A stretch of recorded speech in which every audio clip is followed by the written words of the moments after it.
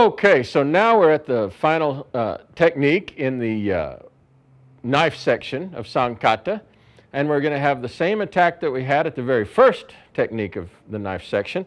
The man is coming in to stab us right through the top of our head, right? Right there. And as that's coming in, we're going to turn in like we did at the last technique of the standing section of the two-man grappling forms. And we're going to make basically a Shomen-ate again going down towards his knee. So watch the action. Here we go. Shomen-ate coming to the knee, driving in and taking him flat. And I recommend many, many repetitions of just getting comfortable taking him down to the knee. The difference here is that now two hands are staying closely in proximity to make this action.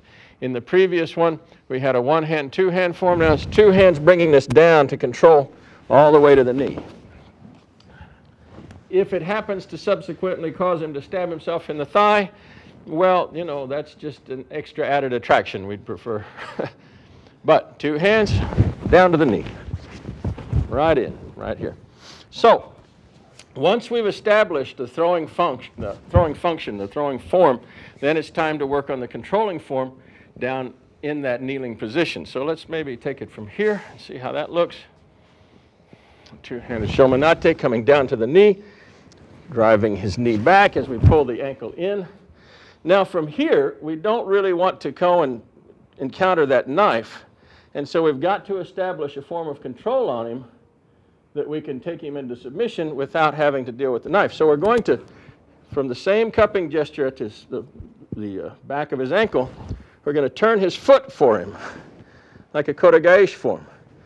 And as he rolls over, we're going to bend and slide up using our knee to control these locked figure four actions on his ankles.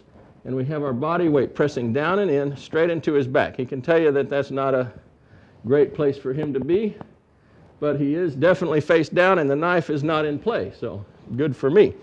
He can get extracted from this by doing a push-up. If he does a push-up, he can extract his knees out and start to get back into action with me. And so that's his natural escape action.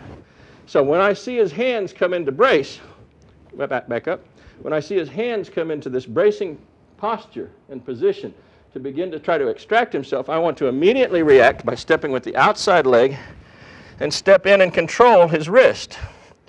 Now I can lift this up and push it all the way over his ear, step forward, locking with my knees, and make a nice control. So, I've lost part of the mic here.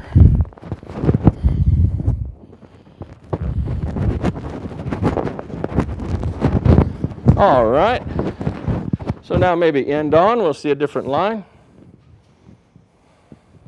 Shomen-ate bringing it down to his knee with two hands. We control the ankle, twist it over. We take his second foot, place it into his knee, and slide in to make a nice locking form here. He begins to press.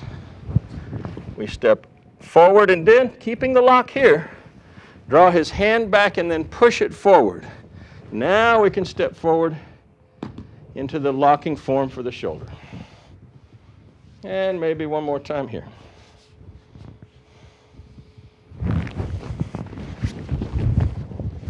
Turning the foot, locking in.